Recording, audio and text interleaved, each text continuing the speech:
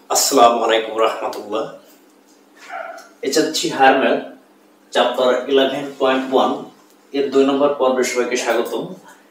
আজকের পর্বে আমরা 11.1 এর শুধুমাত্র 1 নম্বর এর ক এবং খ এই দুইটা অঙ্ক সিলেক্ট করেছি।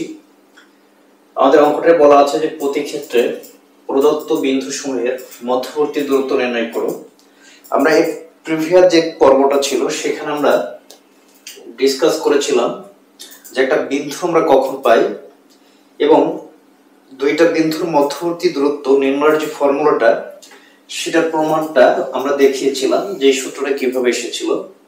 আজকে আমরা শুধু ওই সূত্রটাকে অ্যাপ্লাই করে আমরা অঙ্কগুলোকে সমাধান করে ফেলব। এখন এখানে একটু ভালো করে খেয়াল করে দেখো যে ক নম্বরে আমাদের দুইটা বিন্দু দেওয়া আছে। যে দুইটা বিন্দুর প্রথম বিন্দুটার স্থানাঙ্ক হচ্ছে 2,3 এবং দ্বিতীয় বিন্দুটার স্থানাঙ্কটা দেওয়া আছে 4,6। দেখো আমি সূত্রটা লিখে ফেলেছি যে তোমার কাছে যদি দুইটা বিন্দু থাকে, এ একটা বিন্দু যার স্থানাঙ্ক হচ্ছে x1 y1 এবং বি অন্য একটা বিন্দু যার স্থানাঙ্ক হচ্ছে x2 y2, তাহলে ওই বিন্দুটার দূরত্ব বের করার ফর্মুলাটা হচ্ছে AB সমান √ x2 - x1 তার মাথায় whole square plus y2 - y1 তার মাথায় হোল স্কয়ার। এই সূত্রের সাথে যদি আমরা কম্পেয়ার করতে চাই, আমি ধরে নিলাম এই বিন্দুটা হচ্ছে A বিন্দু এবং এটা হচ্ছে B বিন্দু। তো আমি একটু লিখে নিলাম যে ধরি প্রদত্ত বিন্দু দ্বয় লেখো, যেহেতু দুইটা বিন্দু দেয়া আছে, বিন্দু দ্বয়। এই বিন্দুটার নাম দিলাম হচ্ছে আমরা A বিন্দু যার স্থানাঙ্ক হচ্ছে 2,3 এবং এই বিন্দুটার নাম দিলাম হচ্ছে B যার স্থানাঙ্ক হচ্ছে 4,6। ধরে নাও এটা গ্রাফ উপস্থাপন করলে তুমি ধরে নাও এই পয়েন্টটা পাইলে এখানে এবং বি পয়েন্টটা পাইলে এখানে। আর তুমি চাও এ থেকে বি বিন্দুর দূরত্বটা বের করতে, তাহলে এ থেকে বি বিন্দুর দূরত্বটাকে আমরা ডিনোট করতে পারি এবি। তাহলে আমরা এবি বের করার সূত্রটা যদি আমরা ইউজ করি, এই সূত্রের সাথে যদি একে কম্পেয়ার করি তাহলে অবশ্যই বলতে পারি এটা হচ্ছে আমাদের x1 এবং এটা হবে আমাদের x2, এটা হবে আমাদের y1 এবং এটা হচ্ছে আমাদের y2। কারণ আমরা সবাই জানি যে এই যে স্থানাঙ্ক দুইটা দেয়া আছে, এটা হচ্ছে প্রথমটা হচ্ছে x এর মান আই মিন ভুজ, আর দ্বিতীয়টা হচ্ছে y এর মান আই মিন কোটি, যেটা আমরা প্রিভিয়াস পর্বে আমরা বলেছিলাম বা একটা ডিটেইলসে বলেছিলাম। যাই হোক, তাহলে আমরা এর দূরত্ব যদি বের করি, এর দূরত্ব বের করি, তাহলে আমরা এখানে যদি ফর্মুলাটা ইউজ করতে চাই তাহলে √ x2 - x1 I mean x2 এর মান হচ্ছে 4 - 2 তার মাথায় whole square plus y2 I mean 6 - 3 তার মাথায় হোল স্কয়ার √ 4 থেকে 2 গেলে হবে 2 তার মাথায় স্কয়ার প্লাস 6 থেকে 3 আই মিন থাকবে 3 তার মাথায় হলো স্কয়ার √ 2 স্কয়ার মানে হচ্ছে 4 আর 3 স্কয়ার মানে 9। এটা অ্যাড করলে হবে রুটের মধ্যে 30। তাহলে আমরা কিন্তু AB এর যে দূরত্বটা, এই যে AB এর যে দূরত্বটা সেটা পেয়ে গেলাম রুটের মধ্যে 13 একক। এটাই ছিল আমাদের ক নম্বর অঙ্কের সমাধান। এখন যদি আমরা খ নম্বর অঙ্কটা করতে চাই, সিমিলারলি আমরা যে বিন্দু দুইটা দেয়া আছে সেই বিন্দু দুইটা আমরা তুললাম। খ নম্বরে দেয়া আছে -3, কমা হচ্ছে 7 ও -7, কমা হচ্ছে 3।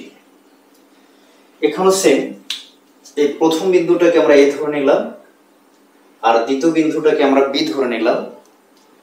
তাহলে সিমিলার ভাবে লিখবা যে ধরি প্রদত্ত বিন্দু দ্বয় A জাস্ট এখানকার স্থানাঙ্কটা চেঞ্জ হয়ে যাবে। যদি স্থানাঙ্কটা চেঞ্জ হয়ে যায়, এখানকার স্থানাঙ্ক আছে -3 এবং y আছে 7। বি বিন্দুর যে স্থানাঙ্কটা সেটা আছে -7 + 3।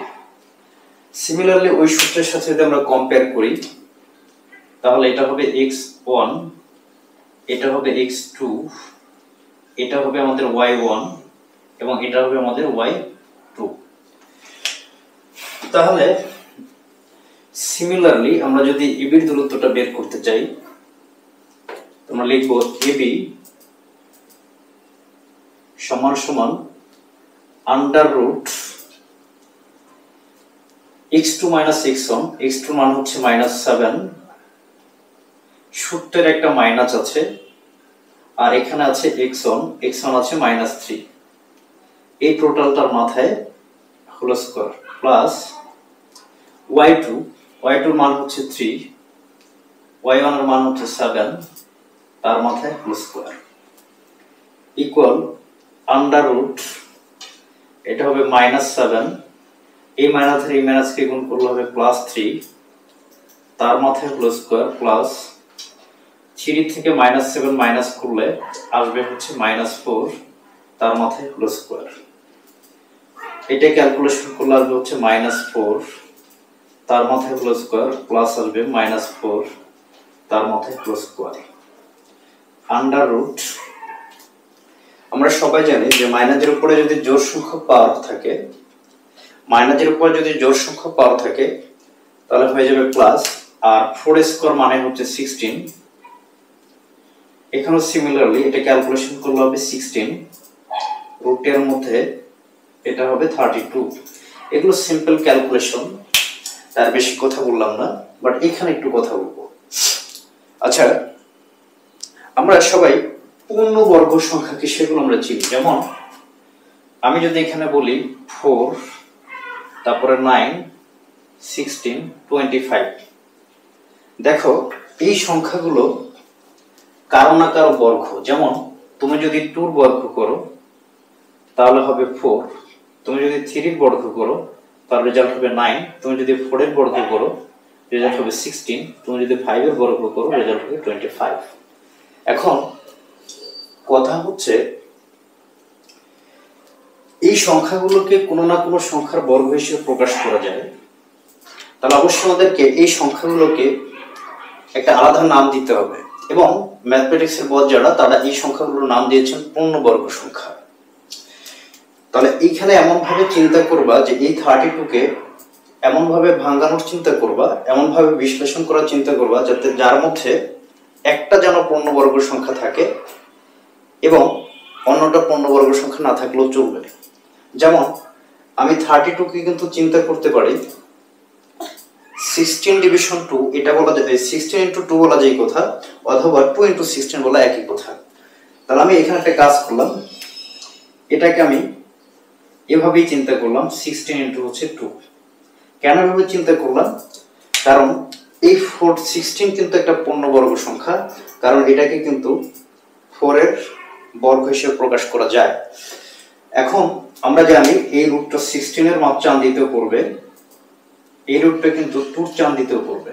যদি তাই পড়ে 16 এর রুট কিন্তু হচ্ছে 4, আর এখানে যেটা পড়ে থাকে √2, এত একক।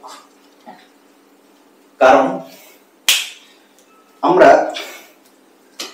এককটা কেন লিখবো? কারণ আমরা এখানে শুধু একক লিখবো, কারণ এখানে আমরা কোনো কিছু আমাদের এই বিন্দুগুলোর মধ্যে এই বিন্দুর কোনো ইউনিট নাই বা একক নাই, যে সেন্টিমিটার বা মিটার এই ধরনের, এই জন্য আমরা এখানে লিখে দিলাম এত একক। এটা এই দূরত্বটা যে কোনো কিছু হতে পারে। তাহলে এটাই ছিল হচ্ছে আমাদের খ নম্বর অঙ্কের সমাধান। আমরা ট্রাই করব পরবর্তী সিকোয়েন্স অনুযায়ী, সিরিয়াল অনুযায়ী প্রত্যেকটা পর্ব কন্টিনিউ করার।